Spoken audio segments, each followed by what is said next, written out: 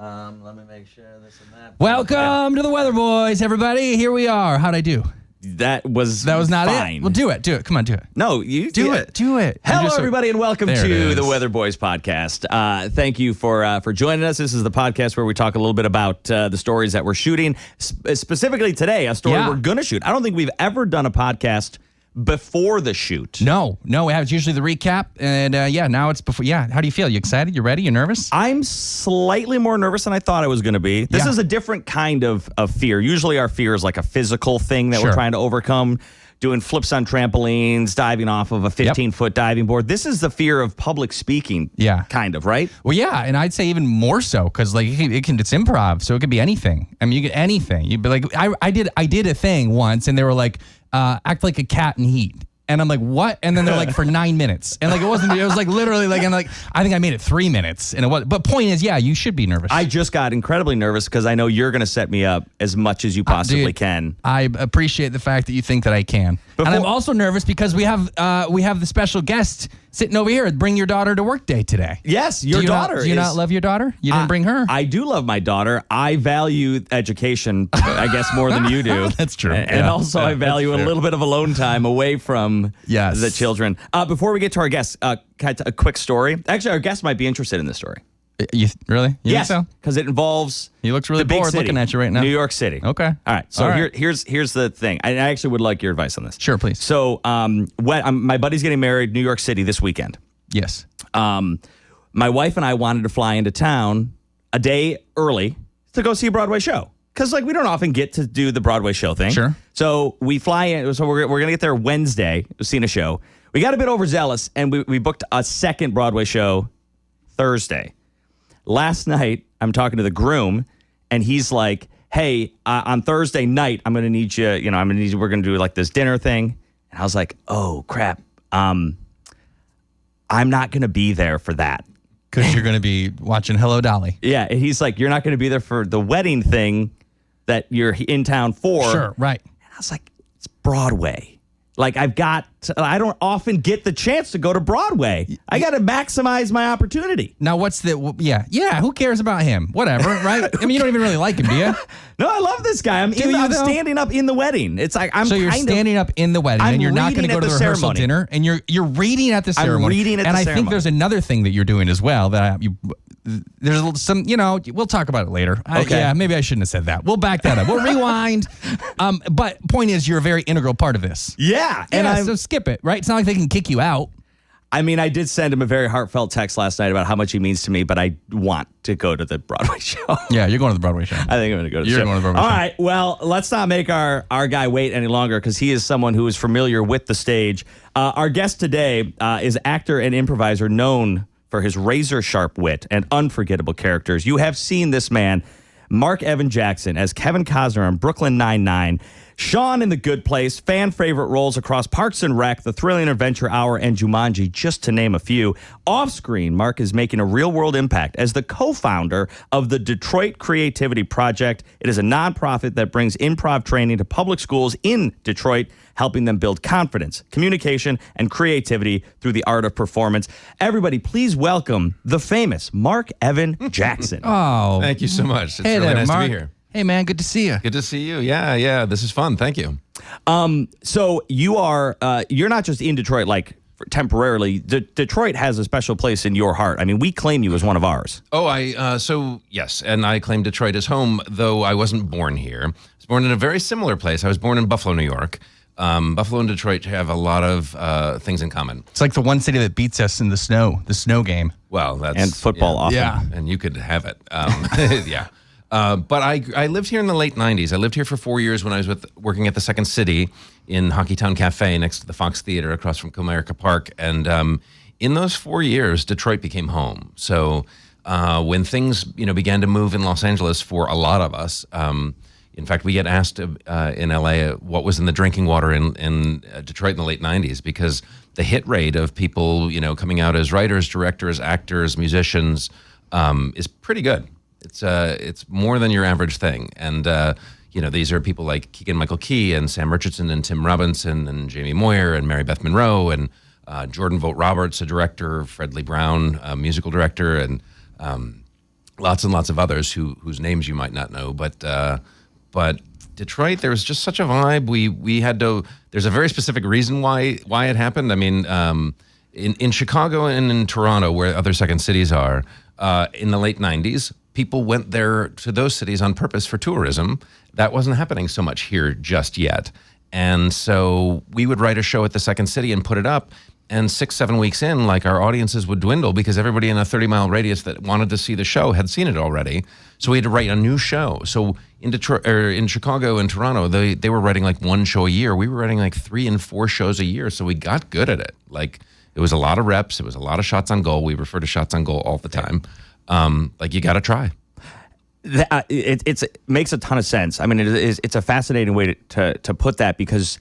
Yeah, you're right. Like, I mean, I grew up here in the 90s as well. Like, people weren't traveling to Detroit to come see Second City. Maybe Greektown, but not much. The casinos had just arrived. The stadium was just being built at the time. Comerica Park was just being built. So it didn't have the tourist base that it does now. I mean, I meet people downtown in Detroit every time I'm home. And I'm like, why are you here? What brought you here? And they're like, just fun. It's like, oh, that's different than it was 20 years Yeah, ago. it really was. Yeah.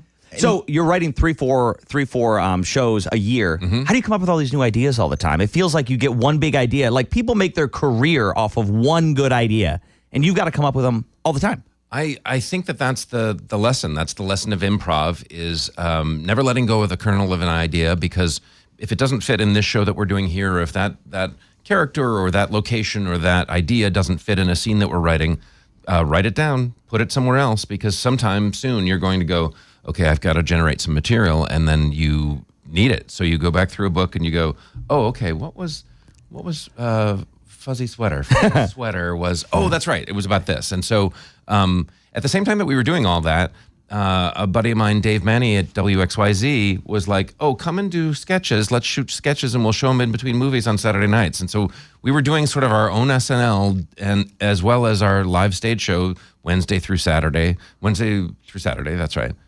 Wait, did we do Sunday shows? We did do Sunday shows, yeah, Wednesday through Sunday. But it was, it was way too much work, but we were all 27 and bulletproof. Sure, and, yeah. And, sleep was for other people, and it was the best. And I think just the lifeblood of Detroit, the scrap, the hustle of Detroit, in manufacturing and in Motown and in sports, like, we believed it and we lived it, and I think it's the proof is in the pudding. It's worked out for many of us, thankfully. A lot of you. And then what prompted you, or many of you? I'm sure you all had your individual reasons to make the jump from Detroit to West Coast. I assume probably some East Coast. I mean, some. At what point did you know?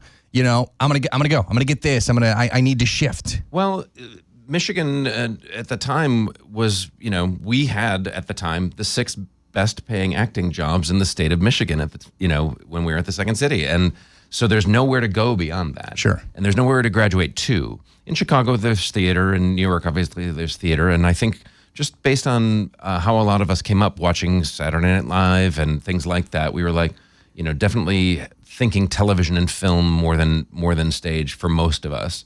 And Los Angeles is just a more hospitable place to be poor. Like, it's a better, it's 70 and sunny year round. Sure. There are earthquakes, now there are fires. But New York it's tough. New York is difficult, it's expensive. Not that LA isn't, but when New York is hot, it's hot. And when New York is cold, it's cold. Sure. And in LA, like, even if you're broke, it's... You can still walk along the beach. You can walk on the beach. There are hikes every day. It's all free. It's a pretty great place to be. And for me personally, the biggest reason between the two was I had more couches to crash on in LA. I had more people. Sure. Larry Joe Campbell and my friend Eric Black had moved out already. And so we, had people that we could call upon to be like, can I crash with you for a couple weeks kind of thing while you get your feet under you? When you're getting your career started, do you get to pick what you want to do? Like, because there are different, there's TV, there's movie, there's stage. Sure. Commercials. I mean, like, do you get to pick, or do you just take whatever is available? I love that you think that might be just at the beginning of your career. No, because you can be choosy, and you can be choosier later on when I do say no to things. We all do.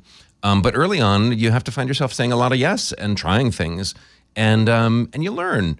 You learn that early on, for instance, I used to, people back home in Buffalo or here would go, "Hey, I saw you on TV," and I'd be like, "Yeah, but it was a commercial." And I love commercials now. Like they're very short. You know, it's usually a day or two kind of thing for a shoot. Not a lot of prep, and turns out they can be pretty lucrative if they run them forever and ever on Class A. You know, like primetime television during the week kind of thing. That can be really great. And it's just a really short form art form that I really have come to enjoy. Early on, it was like, no, because what I was aiming for were movies and television kind of thing. That I would look down on it somehow, and that's not right. Is that ego? Is like when you start, right? I want to be the next Brando. That's my goal. Well, I'm at least the next working actor, right? Yeah. You know, all that any actor wants, I think, is the opportunity, like a shot to book something, to go do a job, to learn from it, make connections. You know, like I do a lot of favors now for my nieces and nephews and stuff, and talk to like BFA acting seniors at various colleges and universities. And at the end, they all want to, like, you know, I'll talk for an hour with them and chat with them about the ins and outs of acting and a career, and the difference between stage acting and television acting, or acting for the camera.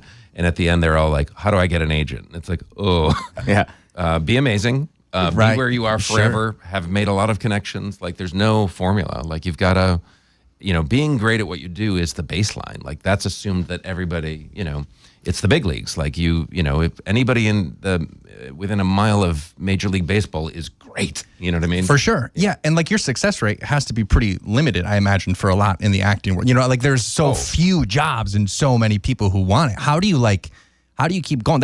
I imagine there has to be tough at times mentally. The rejection is built in. It's baked into how it works. And it took me a long time in LA. It probably took me 10 years. I've been there a long time now. I've been there since 2001. It took me a long time to realize and be liberated by the realization that you're not going to get the job that you're auditioning for that day. Statistically speaking, you are not going to get the job.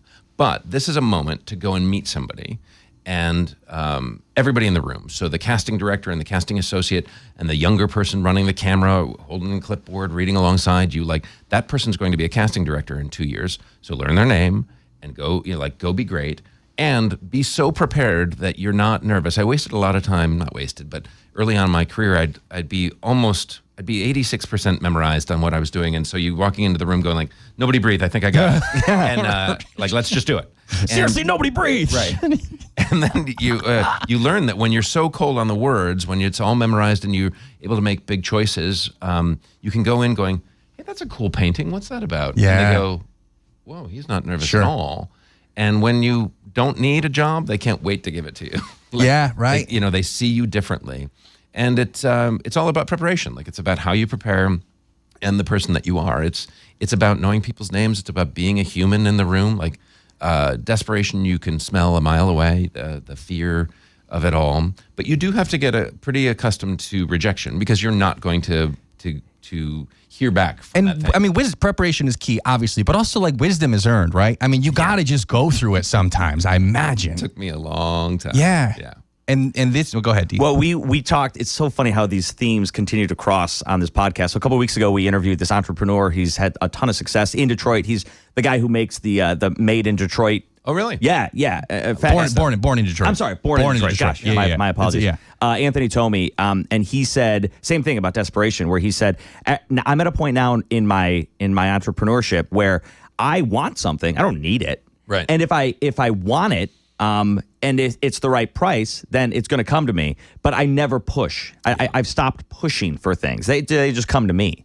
I buy that. I mean, I think that's a great way of looking at the universe. Like, if you're finding yourself having to shoehorn something in, having to force something, maybe it's not meant to be right now, kind of thing. And I think acting is certainly that way, and it's a mindset. You know, it's I'm sure that entrepreneurs have failed a bunch. Like, if you iterate one time and you come out with a perfect product, you will have learned nothing. You may get very wealthy or whatever, but like, you will not have learned anything. It's from doing something and having to go like, oh, that went poorly.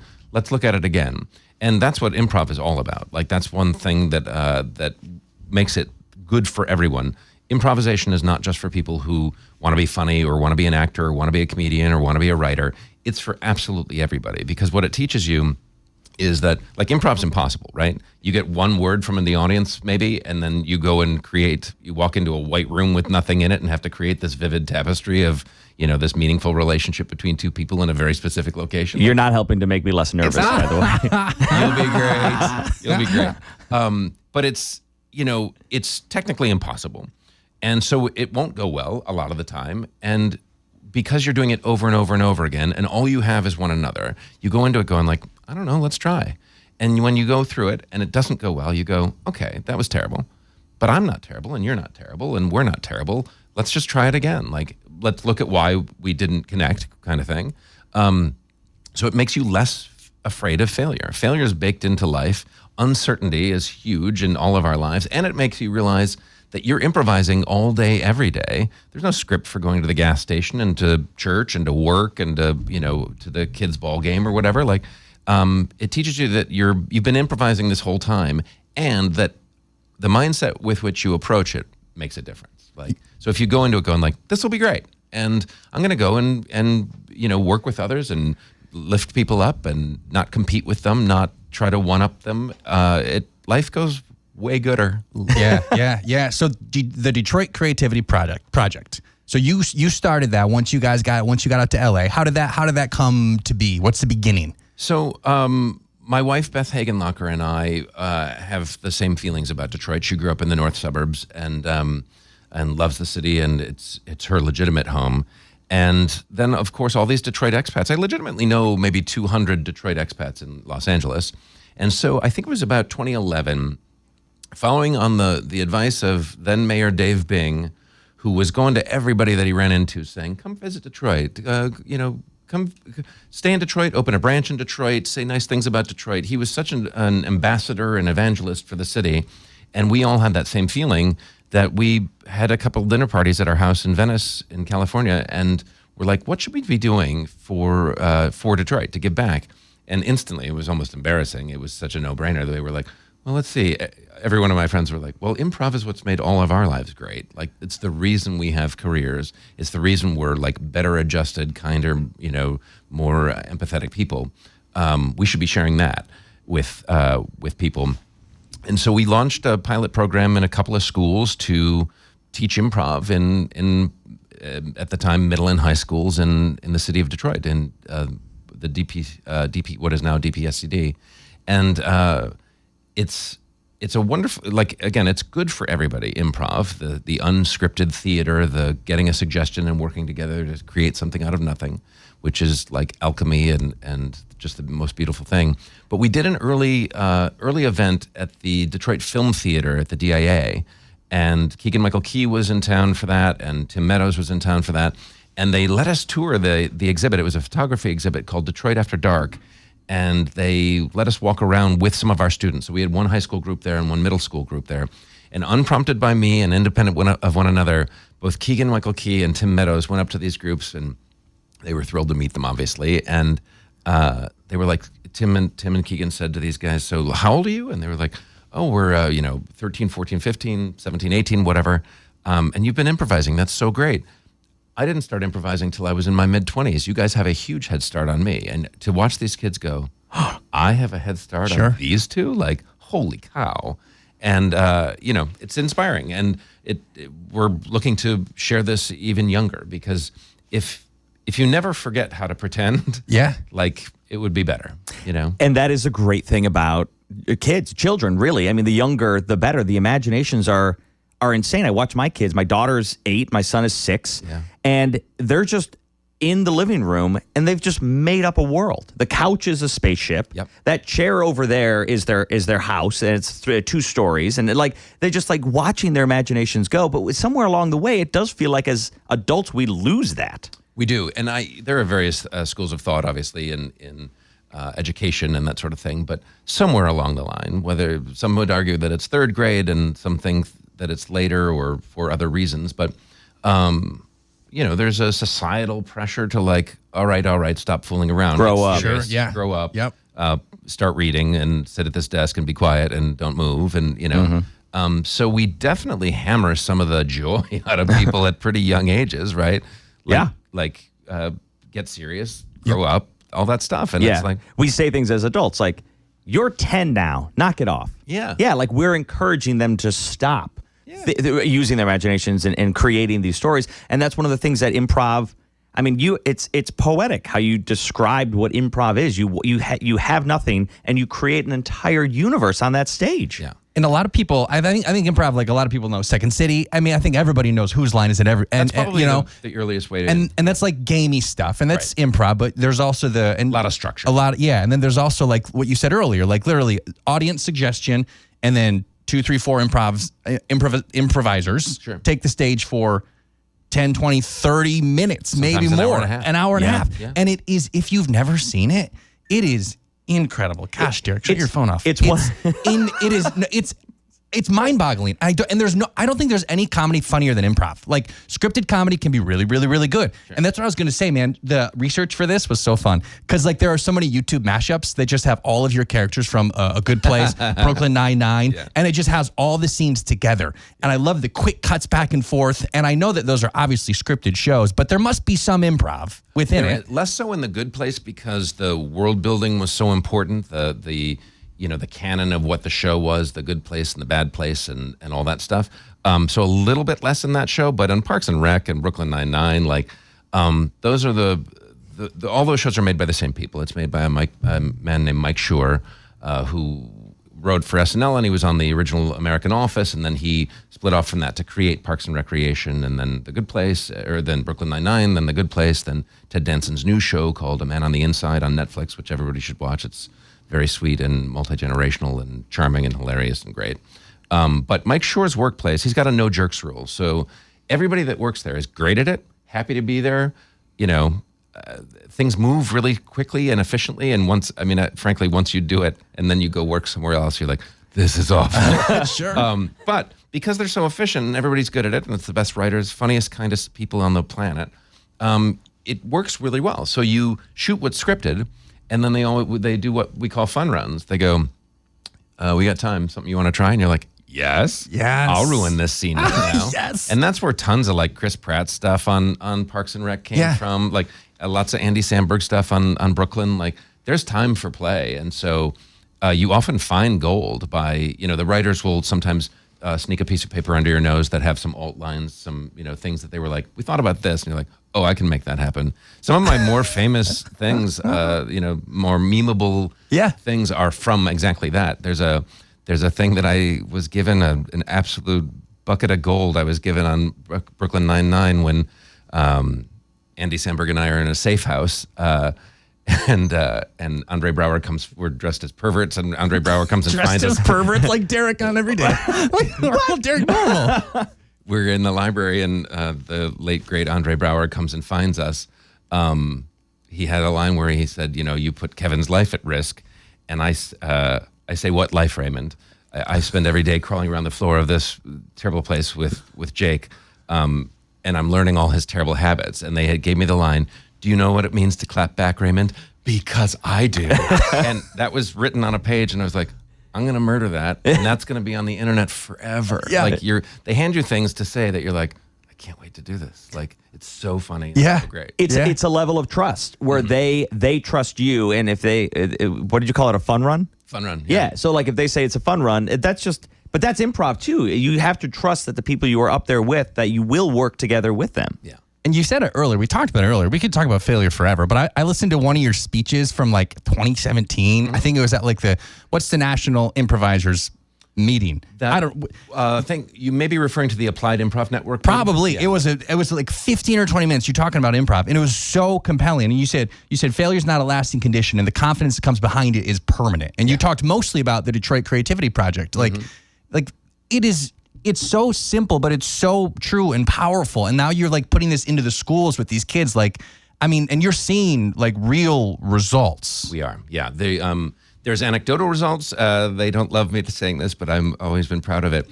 Kids who have otherwise skipped school those days have been caught sneaking into the improv project, which I think says a little bit about how they're feeling about it's incredible. What they feel, how they're made to feel. Because improv, we go into the public schools, and it's 1 hour per week, often for like a 10-week program is how most of them are loosely structured. They vary and they're customized. But it's a real field leveling thing. Like there are no jocks and nerds and cool kids and leaders or followers in improv. There can't be, because everybody has to work together. Everybody's voice is necessary. So I'm a late blooming C- student, wallflower, underachiever from Buffalo, New York. Can't believe it. It's the Yeah, truth. Can't believe it. Yeah, 100%. I really, that is. No, I'm surprised anybody from home knows my name, because I was in the shadows when I was in high school, because I didn't feel like I had a voice and didn't feel like I had a presence. And improv, even for the cool kids, like, so when we teach these classes, it's very, very common that early on cool kids have their hood up or earbuds in or are on their phone or whatever. Like, I'm not going to risk looking like an idiot. Yeah. But then they watch it and they go, I would have said this. And it's like, prove it. Like, get up. Like, Yes. You can't be an armchair improviser. Yeah. Like, get up and get involved. Take the risk. Like, it's briefly, like all new skill sets. It's briefly uncomfortable because you're walking into a white room with nothing in it, and you feel, you have this suggestion of pancakes or whatever, and you're like, oh, what am I going to do? But you learn that if I say yes to something and I give a little bit of information and you honor that and say yes to it, there's an age-old improv principle called yes and. So if I walk in and I say, here in the police precinct, we like to do things this way. You don't go, this is an IHOP. That will get one laugh immediately, and then the scene's dead because the audience doesn't know where we are, so they can't trust the situation. The improvisers don't know where we are. Right. Then how do you respond to that? So you affirm what's going on, you say yes to it, then you add one piece of information. So I say, here in the police precinct, we'd like to do things this way, and you say, my locker's stuck or whatever. You add one other piece of information, then line by line, we begin to understand who we are and where we are and what's happening that day that makes this moment different.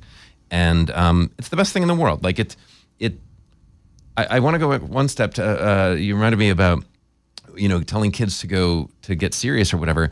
Literally the way that we begin when we have, especially adults improvising, is playground games. It's like follow the leader, do a funny walk. Like we have to reteach people to pretend and to play and to have a sense of silliness. Yeah, and don't feel dumb. Because that's the hard part when you become an adult and when you go on stage, especially the first time, is you're like, I look stupid. And everybody thinks it too. Here's the secret. If you are willing to look foolish, you never will. If you're trying to stay buttoned up and in control, you will fail immediately. Like, there are no cool kids. Everybody's got to get in the pool if we're doing it. Like, everybody's got to get on board. And so that's what you see in these classes. Like, often early on it's hoods up and earbuds in and stuff, and then the kids kind of melt and they jump in and they get involved. I think maybe at the end of that video that you're referring to from the Applied Improv Network, we show a video where at week 1, the teaching artists are up front going like, okay, so we've described what we're about to do. We need 2 people. Nobody stands up. And by week 6 or 7, they're like, okay, we need 4 people. 11 people get up. Yeah. Like, and they're like, okay, we have to, you've already gone, so why don't we do you and that kind of thing. Like, people, it makes you feel good about yourself. It teaches you, I'm necessary to this process. I have something to say. I'm funny. And because you're going through a vulnerable time with others, you kind of make the best friends of your life. Like, the people that you mentioned a wedding earlier, the people that I have taught through, like, especially 5 levels of like adult classes at the Second City, either here in Detroit or in Los Angeles, they're in each other's weddings and stuff. Like, those become lifelong. It's like a boot camp. You hear that from everybody. You hear that from cast members of SNL. You hear that from people that come out of what's the Chicago improv group? Not Second City, but the other one, the Groundlings. Groundlings is LA. LA. Improv Olympic and The Annoyance and things like that. Yeah, it's just like all those people. It is like you are in the pressure cooker together. Yeah. And then when you come out, it's this diamond of a relationship that you're left with for the rest of your life. It's the truth. Yeah. Yeah, it's anytime like I've done a little like, taken a couple classes at Planet Ant or, done some, local stuff. And anytime, even if you're just at an audition, like I've never not felt like this is like summer camp. Like everybody is so like, I mean, sure, there's an individual maybe who's the oddball out, who's, but it's like that no jerks allowed rule applies. I don't know if it's like self-selecting or if these arts like melt you and shift you into this person. It just shocks me every time, almost every time. Like there's such a good energy, and I guess maybe because you have to have that, right? Otherwise you would fail. Yeah, it's all about attitude. You have to show up, be here now, as we often say. Like, you may have had a bad day coming in, got to put it on the shelf, and you got to show up with energy and positivity and work with it. I can't stress enough. Like, obviously, we've been sharing this with the students of the Detroit Public Schools since 2012 or so. Have taught, I think now it's up to like 1,600 or 1,800 students a year kind of thing. It's the very best thing. But for anybody listening, regardless of what field you're in, any hopes of being a comedian, it's not about being quick or funny or fast on your feet. I mean, all that stuff kind of comes along with it. But it's about being a nicer, kinder, more, because you have to listen in improv is the biggest thing. You can't be planning what you're going to say. You have to be focused on other people, listen intently, and then reflect what they've said back to you kind of thing. And so it makes you listen better. It'll drive you, when you start improvising, Thanksgiving with your family will drive you crazy. Yeah. Because nobody's listening, and everybody's just talking, and everybody's one-upping each other. Everybody's got a story that they need to say. Yes. Now He's done, I go now. When you were talking about the students, you said I had a story, and you told us the anecdotal story. Oh, I'm sorry, yes. But what about the other? There's empirical research. It's been several years ago now. It started as a 3-year study from a graduate student at the University of Michigan, and now that turned into a 5-year study. And they did legitimate scientific self-identifying surveys of our students going into the program and then 10 weeks later. And after only 1 hour per week for 10 weeks of this nurturing environment, this play, this embracing failure, this teamwork, collaborative, listening, respectful environment, students self-identified for something like a 42% reduction in social phobia, social anxiety, and depression. 1 hour per week for 10 weeks of just playing games, doing this art form together, changed how they see themselves. Like, they're less anxious about the unknown and the uncertain. It's data. It's a real thing. It's been published. NPR covered it. It's been in Psychology Today. We were in Good Morning America a couple summers ago. Like, it's scientifically proven to be good for your brain. And again, it's not about creating comedians and that sort of thing. It's about creating like listening, respectful problem solvers. It's about creating better humans. It's powerful stuff, man. I'm getting really excited for later today. So we're gonna be put through the program on kind of a miniature scale today. So we'll get a feel for what it's like to be on stage and to be doing all of this. Yeah, I'm so excited for you. It will be briefly uncomfortable, and that's a lot of our stories are briefly uncomfortable, and some of them are, for other reasons, very uncomfortable. Maybe the one where we wore a Speedo, in front of how many 4,000 fans at a basketball arena? They invited us out to Oakland. You invited us to their final, or not their final, their tourney run last year. They're like, come on out and cheer with the swim team, and we're like, great, sure. And then we get there. And they said, we wear Speedos. And then, thinking about it, we're like, yeah, this will be great. This will be easy. And then we show up and we're like, there's 4,000 people there. And we're pushing 40 and there's all these 18, 19, 20-year-olds. We're like, wait a minute, we actually have to do this now. Yeah. And then they said, and the kicker is when the other team's shooting free throws, we're going to wax your chest to distract them. No, Mark, here's the best part. Here's the best part. We get there, we have to take our shirts off, and we look ridiculous. We look so stupid. Sure. And Derek, we were trying to be cool, to be clear. And he falls within 5 seconds. Yeah. He gets a massive gash on his... I'm bleeding down my leg. He's bleeding. So we're the old guys in Speedos, and he's got his open wound. Yeah. His whole skin is Couldn't blood. have worked out much worse. Although I will say, fantastic. the waxing of the chest, they missed a free throw. And then Oakland went on to the Sweet 16. So pretty much because of us. Yeah. No, and it worked. It was great. And it was wonderful. But you do have to you just feel that thing and you're like, all right, bro, we're doing it. You're crediting yourself for their basketball acumen. Oh, For yeah, sure. I don't absolutely. Do you not see that? Cut his mic. There is a correlation causation argument here, but I'm pretty sure it was because of us. We're meteorologists. Okay. Sure. Yeah. How's your leg? Oh, it's fully healed. Fully healed. I mean, I've got multiple other wounds now because of this man right over here. We're so cramped together. It was not great. Like in a cheering section. Oh gosh, brought me joy. Can I ask you quickly about did you work on a boat when you were younger? Mm-hmm. Like here in Michigan? Yes. So much to my parents' chagrin, all I wanted to do growing up was sail on old tall ships called schooners. It was something I've been attracted to at the time I thought for no reason. I've subscribed to Wooden Boat magazine since I was 12 years old. And I grew up in Buffalo, which is on the water, but we didn't have any money or boats or anything. But it was just something that I always was fascinating. to me. So I went to college in Grand Rapids, and the day after I graduated, I was a deckhand on the schooner Malabar in Traverse City in West Grand Traverse Bay, making $100 per week. Oh, and wow. my parents were like, "What have we done?"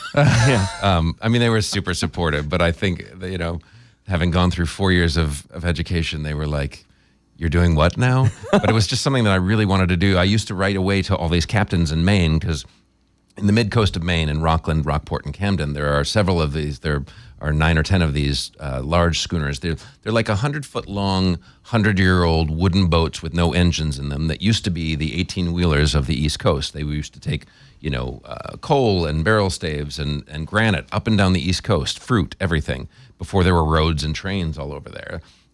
They were these big wooden boats that would be cargo. They would carry things. And then in the early, like in the 30s and 40s, when there were trucks and trains and roads everywhere, they were kind of defunct. So a windjamming industry cropped up where a couple of entrepreneurial guys would take these boats, build rudimentary cabins in them, and take people sailing through magical sailing lands in Penobscot Bay in Maine. All the way from Rockland and Rockport and Camden, all the way to like Bar Harbor and such, for like 3 and 6 day trips on these old wooden schooners. So I did that in 1992. I was a deckhand on the schooner Malabar, and then in 1993 I was the mate on the schooner Mercantile out in Camden, Maine, and loved it. In 1993 I was making $125. Oh, you had made it by then. You could get 2 subscriptions to Tall Boat, Tall Woodboat magazine. Did you sail from Traverse City through the Great Lakes all the way over to Maine? No. Okay. I once did with an old ferry boat. I once did a transit from Buffalo through to New York. But no, not in those things. I sailed on a different boat. But then a few years ago, it was announced that the boats I used to sail on were being sold. That my old boss was retiring, and so I went sailing, and just out of nostalgia, met some of the new entrepreneurial young captains, and now I'm one of the co-owners of the schooner Grace Bailey in Rockport or Rockland, Maine, and we do 3 and 6 day trips.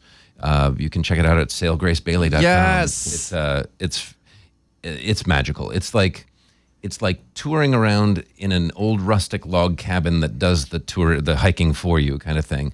We island hop around all these places. It would be, it's difficult to describe, but it's about a 40-mile stretch of water that has legitimately like several thousand islands in it. And so you're always within sight of land. You're always in protected waters, and we do a lobster bake on the beach. Oh, you really said yes and to that, didn't yeah, you? sure did. You like this boat? Yes, and I'm gonna buy it. I'm gonna help buy it. Yeah. No, that's tall ship sailing, windjamming is something that's very special. Do check out the Grace Bailey. It's cool. Cool. I've got one final question, unless you have any left. Well, I could talk for 8 million hours, but I think we do. can't. Yeah, I think we do have to go. Yeah. So yeah, go for it. Okay. 22 Jump Street, Reno 911, Brooklyn 99.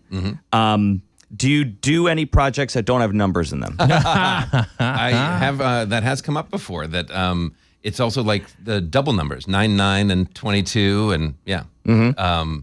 It's funny that people will often conflate the things. So they'll say like, "I know you from Brooklyn 911," or Reno 99. Right. Yeah. I did watch one. I did actually rent this. It was I think it was a Fox Digital Studios. Suit Up.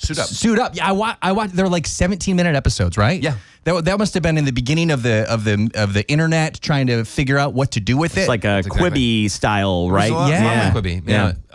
I did several projects with Fox Dig that was like that. They used to. Their model was they would take a feature script, a movie script from an unknown writer, and then kind of carve it up into like 8 webisodes or whatever. But it was super fun. That was a project that I did. I love that you can find it. I wouldn't know where to find it. If Amazon, yeah. Okay. But Barry Corbin is an actor who he played General Behringer in War Games. He was on Northern Exposure. He was Maurice the astronaut. Famous old guy, legitimate cowboy.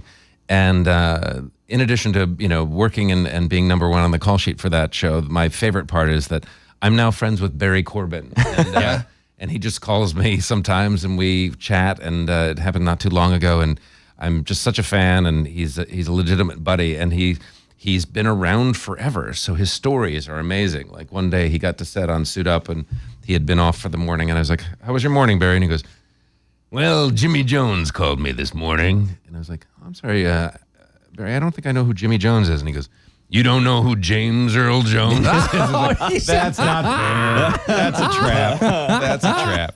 Yeah. Oh, that's fantastic. Have you brought him on your boat yet? No, he hasn't been up there. Okay. He's a working actor. He does like evenings with Barry Corbin, and he plays various characters and stuff. And he's a journeyman. He's the real thing for sure. All right, I guess we got to wrap it up because we got to get to the theater. Yeah, I actually just got a text from Photog Brian. Okay, so it is he's time. on the way. He's on the way. It is time. Thank you. Thanks for this opportunity to talk about the Detroit Creativity Project. It's something about which I am overtly proud. I cannot say it enough. Everyone within earshot should take an improv class. There's Go Comedy in Ferndale. There's Planet Ant in Hamtramck. There are classes all the time. And do something that scares you today. It's worth it. Marc Evan Jackson, thank you for being here. You can find all the Weatherboys content on YouTube, on Spotify, and, of course, on Fox Local. We'll see you guys next time.